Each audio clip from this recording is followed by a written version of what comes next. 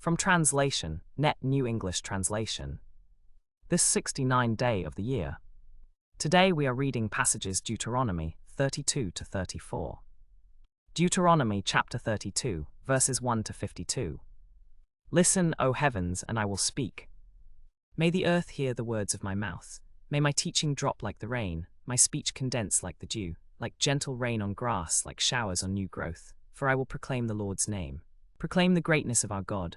The rock, his work is perfect, for all his ways are just. A faithful God without bias, he is just and right. They are corrupt, not his children. They are a defective, twisted generation. Is this how you repay the Lord, you foolish and unwise people? Isn't he your Father who created you? He made you and established you. Remember the days of long ago. Consider the generations of old. Ask your father, and he will inform you, your elders, and they will tell you. When the Most High gave the nations their inheritance, when he divided up humankind, he set the boundaries of the peoples according to the number of the heavenly assembly. For the Lord's portion is his people, Jacob is the allotment of his inheritance. He discovered him in a barren wilderness, in an empty howling wasteland. He surrounded him, cared for him, guarded him as the pupil of his eye. Like an eagle that stirs up its nest, that hovers over its young, he spread his wings, took them, and carried them on his pinions. The Lord alone led him, and there was no foreign god with him. He made him ride on the heights of the land and eat from the fields of the land. He nourished him with the fruit of the fields and made him suck honey from the rock. Curds of cows and milk of sheep, with the fat of lambs, and rams of Bashan and goats, with the finest of the wheat, and you drank foaming wine from the blood of grapes. But Jeshurun grew fat and kicked. You got fat, thick, and sleek. Then he abandoned God who made him and rejected the rock who saved him. They made him jealous with strange gods. With detestable things they provoked him to anger. They sacrificed to demons, not God, to gods whom they had not known, to new gods who recently came along, whom your ancestors had not feared. You neglected the rock who fathered you. You forgot the God who gave you birth. The Lord saw and was displeased that there was no justice. He saw that there was no one, was appalled that there was no one to intervene, so his arm brought deliverance, and his righteousness supported him. He made them jealous with those who were not a people, provoked them with a foolish nation. For a fire has been kindled because of my anger, and it burns to the lowest part of Sheol. It consumes the earth and all its products, and burns the foundations of the mountains. I will heap misfortunes on them, I will use up my arrows on them. They will be wasted by famine, and consumed by plague and pestilence. I will send the sharp teeth of beasts against them, along with the venom of the serpents that glide in the dust. Outside the sword will bereave, and inside terror, both young man and young woman, the infant with the grey-haired man. I thought I would annihilate them, so there would be no nation left, so I would not make my name famous. For I was afraid the enemy would provoke me, that their adversaries would misunderstand and say, our power is strong, not the Lord's strength has done this for us. For they are a nation without sense, in which there is no understanding. If only they were wise and understood this, if they discerned what their end would be. How could one chase 1,000, or two put 10,000 to flight, unless their rock had sold them, or the Lord had given them up? Indeed, their rock is not like our rock, as even our enemies concede. For their vine comes from the vine of Sodom and from the fields of Gomorrah. Their grapes are grapes of poison, their clusters are bitter. Their wine is the venom of serpents, the deadly poison of cobras. Is it not stored up with me, sealed up in my treasuries? To me belongs vengeance and retribution. In due time their foot will slip. Indeed, the time of their disaster is near, and their doom is coming quickly. Indeed, the Lord will vindicate his people and have compassion on his servants, when he sees their strength has disappeared and no one remains, bound or free.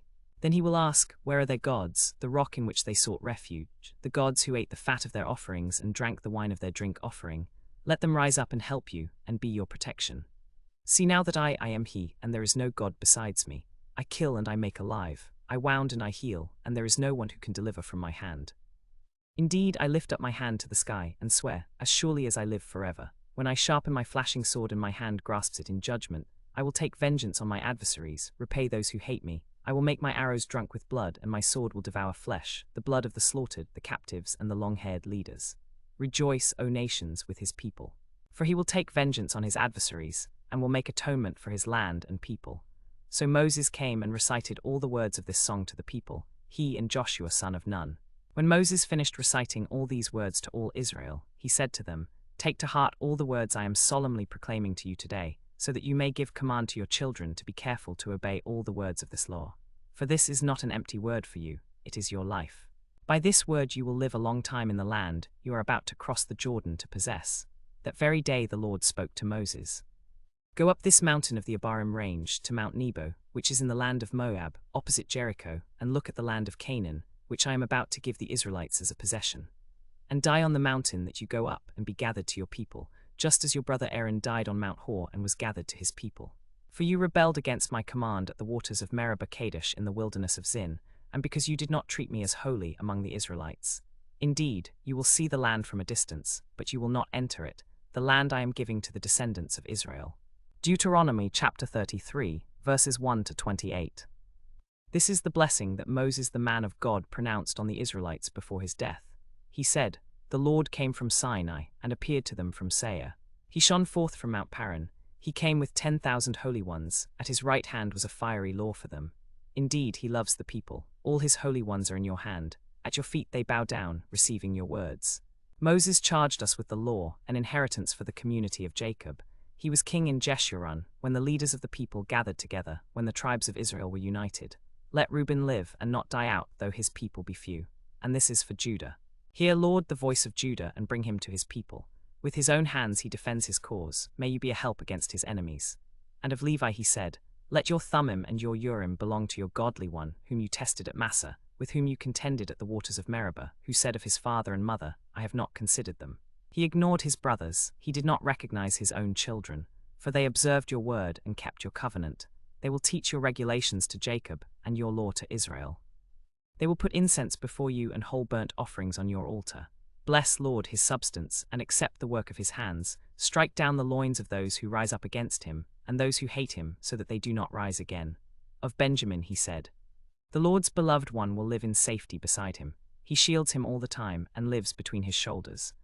And of Joseph he said, "Blessed by the Lord is his land, with the best gifts of the sky, with the dew, with the deep water that lies below, with the best of the old grain and the new growth of the earth, and with the best of the fruits of the hills.